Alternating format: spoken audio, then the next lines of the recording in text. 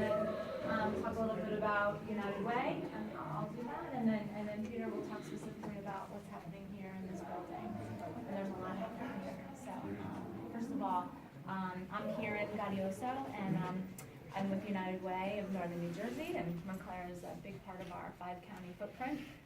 And I'm on our senior management team, and I'm responsible for what we call our community impact work with United Way. I'm Joanne Howell. I'm also work for United Way of Northern New Jersey in the income area. So a lot of my work is related to policy and then also direct service around financial stability and supporting the tax program.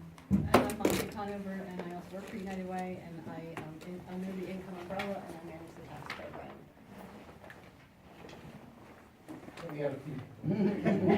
I'm Peter Keating, and I'm the chairman of the local board of volunteers here, and I live here in Montclair. And my name is Javier Guardo. I'm from Planet City, which is an organization that is trying to foster city. Planet City. Trying to foster city engagement here in Montclair. I'm Councilwoman Dr. Renee Baskerville, and I'd like to thank you very much, Congressman, for being with us and to let you know how much your support of what we're doing and you bringing your programs to Montclair means to all of us. I'd also like to thank all the members of the United Way that are here. I know we've been going through some transitions for a while. I was elected in 2008, and I was one of the people that was joining with you so that we could remain here, build here, and make some fabulous things happen. So I'm very excited that we're here today for this purpose. And I've been a councilwoman in the 4th Ward, since 2008. I also practiced pediatrics in East Orange, and I've been a strong supporter of our councilman for more years than either one of us could admit to. Yes. Okay, my name is Janet Mitchell, and I live in East Orange, and I work with Dr. Baskerville, and I came out to United Way because I wanted to see what they have to offer, and I'm happy to be here. My name is Darrell McPherson, and I actually work in community impact right here in Montclair. And, with the tax program and financial stability and other programs. So for me, almost 7 years. Other folks, would you like to introduce yourself? Hello everyone, my name is Iona Adams. I live in Orange, and I'm here to see what's being offered, and I'm happy to be here to be among you guys. My name is Matilda Williams. I work for the Montclair Public Library, retired from Post Office. And I've worked with financial programs. I'd like to go back and work on my master's degree, but at 66 it's so expensive. I truly find that is some kind of grant, scholarships for women going back to college. Hi, I'm Matthew Goodrich. I'm a Montclair resident. I'm one of Peter Keating's neighbors. I've been here a few times with the United Way organization to try and support in any way that I can, and I'm delighted to be here, learn more about what's going on and support the cause. And hope you all have a piece of the homemade banana bread out front. So there goes everybody in the meeting. I'll be right back. Start without me. Gentlemen. I'm Michael Gray. I work for your humble servant, the Congressman Donald M. Jr. We're just delighted to be here, and the Congressman is most of all very excited, to be able to meet his constituents and to engage them and to work with you in resolving your various issues you have. Good morning. My name is Honore, and I'm a staff assistant to the Congress. Good morning, I'm Maria. I work in marketing and public relations for I'm here to take a quick. We're just stepped out. We'll have her introduce herself. Well, thank you all for being here, and most importantly, thank you, Congressman, for making time today to come and spend your morning with us. We, as everyone said around the table, United Way Northern New Jersey is an entity of 6 United Ways that merged about 6 years ago, actually. United Way of Somerset County, Morris County, Sussex County, Warren County, most of Essex, not Newark and the Oranges, they're their own United Way, actually now. And then also recently, Milburn Short Hills, United Way of Milburn Short Hills. So we're a merged organization with a really wide footprint and a really strong geography. And our work here in Montclair is really a centerpiece of what we do. And you're gonna hear some details around what happens around our free tax preparation program and all of the ancillary services that go with that. But I wanna share with you a little bit, and I think Joanne may have had the opportunity maybe 6 months ago, I guess? Or Yeah, in the summer. over a year ago, or almost a year ago, just to talk to you about ALICE. And I think you're familiar with the acronym. It stands for Asset Limited Income Constrained Employed. And our United Way, around 10 years ago, commissioned a research project to really look at what does it mean to be poor in New Jersey, knowing that the federal poverty level, which is around $24,000 for a family of 4, is really not an accurate measure of what it means to survive in New Jersey. Knowing that many of our families were spending over $1,600 a month on childcare, knowing that many people were living in substandard housing, many seniors were spending more than half of their monthly income on housing. So right now, we just released our 4th ALICE report this past January, and it's demonstrated, it's revealing again that about 38% of the population in the state of New Jersey live below the minimum ALICE threshold budget, which is about $65,000 for a family of 4, and still includes no savings and literally living month to month. The #1 item in ALICE's budget remains childcare, and then housing being right next to that. And then all of our work at United Way is really focused on supporting that population of people who are struggling to make ends meet day to day.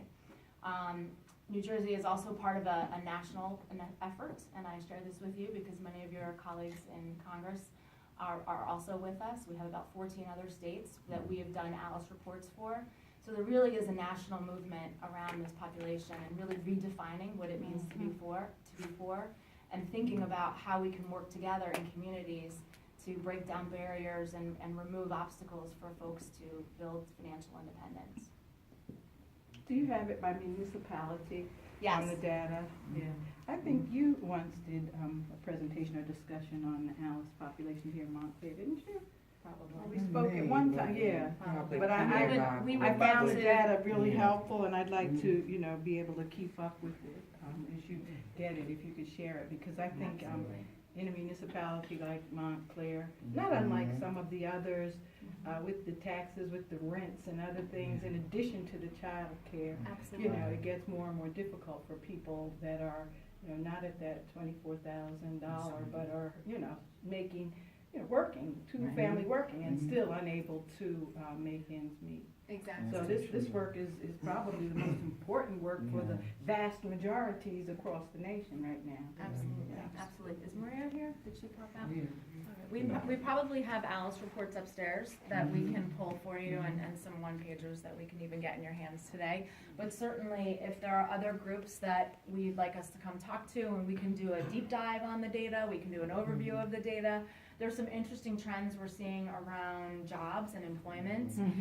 A huge impact for, #1 job in New Jersey is in the retail service industry, and more than 50% of the jobs pay less than $20 an hour, which is a huge issue for the ALICE population.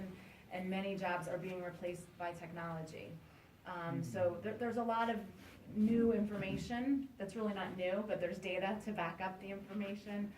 So we'd love the opportunity, if you'd like us to present to the town council or a subcommittee or any organization that you think could benefit from working with us and joining this effort to really shed light on what the core issues are. But even in terms of information for other advocacy groups, because when I hear people standing there talking about $15 minimum wage, I'm like, that's not a livable wage. And I think the data that you have will really help people who want to become stronger advocates to really know what we need to deal with, because people are lined up over here talking about $15, and you just mentioned $20 recently, and we know that you still can't live in many areas in Essex County with the $20 an hour wage. People need to know that. And so again, kudos. And in fact, that is one of our key goals in pursuing research, because we all know everything is politicized now. Right. And you can say this is a livable wage or this isn't, or this is what we should be doing and this isn't. especially with the fights over any public resources. But when you have the data to back up and say, here's what people are reporting.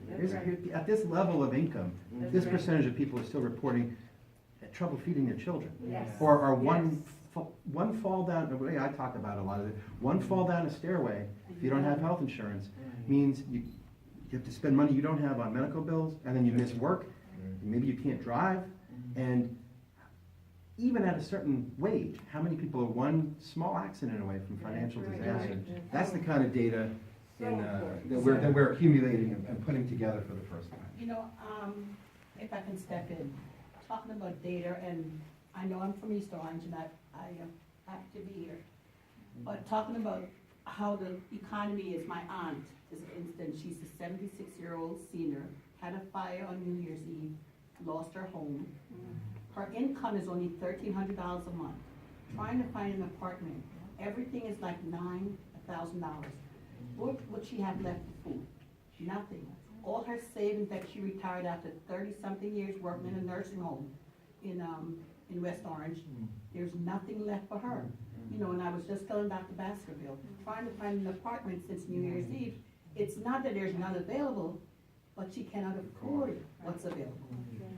It's not the availability, it's that the income that she's receiving can subsidize for her to live.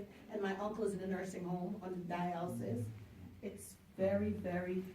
You know, that's, thank you for sharing that, and Yes. that is a perfect example Yes, of what exactly, happened. and she's not the only one. No. There's many in her situation. Okay, did you want to go on? No, Because there's actually, that fits right into what I was going to say, which is that, you know, I started volunteering here about 10 years ago, just before the Great Recession hit. And going through and coming out of the Great Recession, what we found here on the local level was that even though the statistics were recovering, the quality of people's jobs and their ability to meet their needs were not. And that is what triggered this. And this whole Alice project and the economic situation, in our communities, I think it means two things. One is that we in Montclair, which a lot of outsiders, you know, look at as a very rich town, Yes. right? And there are a lot of very rich people in this town. We in Yes, I was going to say, one of the realities that emerges is that we have much more in common with the communities around us than either of us often think. Because there's a whole lot of people who are still working, but working jobs that don't pay as well, or working part-time, or working part of the year and not the rest of the year, but who count as working folks, working families who have struggle making ends meet. The other thing that becomes clear is that especially in this political environment, there's just no way to take the gap between what people have and what they need and fill it with purely public resources. It's just, even though that's what we need to do, it's just not happening. One thing we can do is we can help people make the most out of their own financial situation through financial literacy, which helps people not waste money on wasteful things, through this tax prep program. What this tax prep program does is it gets people the money they deserve by making sure they file without having to pay and get the credits, specifically the child tax credit and the earned income tax credit that they're eligible for and that they deserve, but for which they have to apply. You're eligible for earned income tax credit because you work part of the year, and so your earnings will be supplemented, but you don't apply for it, you get nothing. And many people, shocking percentage of people, still don't realize that. So this through the work of our volunteers, with help from the IRS, with work from AARP, who we've been working with for 10 years here, we actually help people get a grip on their finances and get the money they deserve. And it's pumped about $1.3 million in refunds back into this part of our county through VITA, and another $1 million through AARP in the last year. And it is that feeling that you see of people getting a grip on their own finances and learning how to maximize their situation even when the situation doesn't look too hopeful. That's what's going on right here with this tax prep program. And it's really something to see. And Dr. Baskerville, we can get you numbers about Montclair specific numbers for the tax prep program too. Great. What's going on here in this building? Oh, I'm sorry. Yeah, No, Yeah, no, please, we'd love to hear your thoughts. well, I think really, basically going around the table have kind of stolen my thunder. I think everything that's been said is kind of points that I was going to make. You know, knowing Montclair as well as I do, I have family members that first moved to Montclair in 1963 and raised their children here, and still have family here, and it's been a big part of my life. And so, you know, I understand the community well. And to your point of people, you know, outside of Montclair thinking everyone is, you know, doing very, very well that lives in Montclair, you know, we all know that that's not necessarily the case. And if they are living in Montclair, there are some extra challenges for them to be able to live in Montclair based on, you know, the type of issue you're talking about for your aunt in East Orange. So I think that coming together with other nonprofits and you being able to share this information, the NAACP comes to mind, letting them know, so that's something that they can be thinking about as they're moving forward in their mission. And those type of organizations, you know, we have to really be careful of the silos that we're in sometimes, and cross-sharing information. Oh, we're cross-sharing. Yeah, I think we're NAACP. Yeah, well, I think, well, that's, which is great, and I think that, you know, this woman's march that came out of the day after the inauguration has gone a long way into, irrespective of what your issue is, the movement is to understand your issue and you understand my issue. And yes, you're going to push your issue, but I'm going to support you in your issue as well. And you're going to understand mine and help me. So I think this new movement is magnificent because it's breaking down those barriers rather than vertical.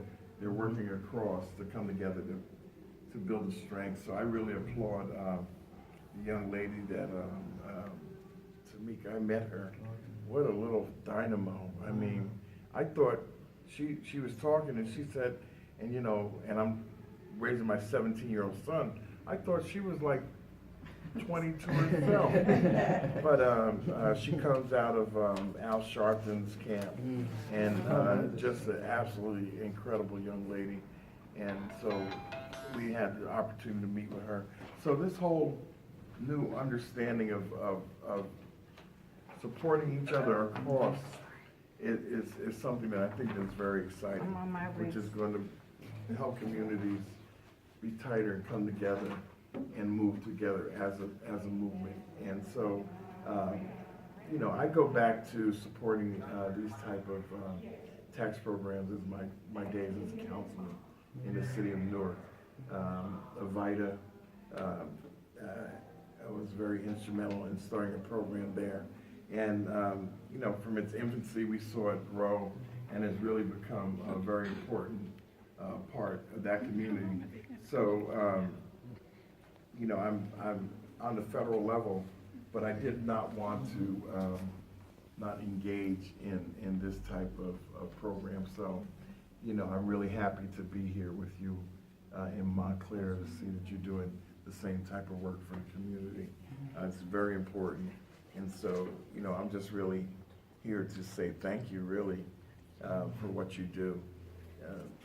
You know, a lot of times people think that, you know, I'm supposed to have all the answers, but, you know, I know better than that, I don't. But I think together, as a collective, we each playing our part, make the total sum of a community and move forward, so.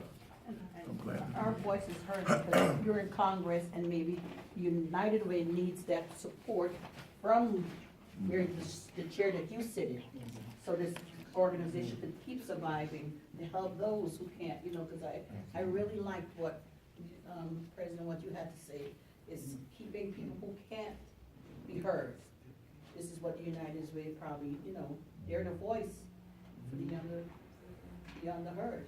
And the VITA program is potentially being considered for major reductions within that program within the IRS. So it is something that we have to come together around to make sure folks realize through literally a $65,000 grant, $67,000 grant maybe.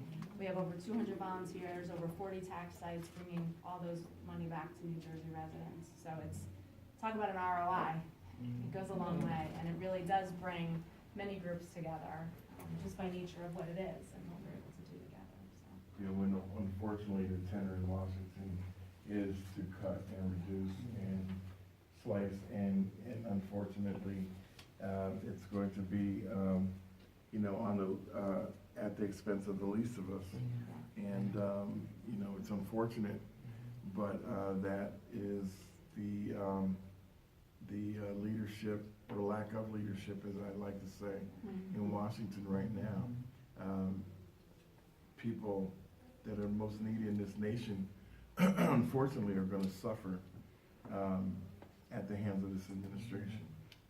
Congressman, I like the comment that you made about, you know, the Women's March. After the Women's March, how people seem to be more willing to work together. And I'm just going to borrow 2 minutes before I have to leave to invite you all to a meeting on March 21st at 205 Claremont Avenue, which is the town hall. And it fits into what you were saying, because that's a meeting that I organized with a group of women that came back from that march, and they were full of energy, and they wanted to know how to get involved, how we can better support our elected officials, and how we can work together. And I invited the congressman. Unfortunately, his schedule won't allow, but Senator Nia Gill will be there, Assembly members Thomas Giblin and Sheila Oliver will be there, as well as Freeholder Brendan Gill, and our mayor from Montclair, Mayor Robert Jackson.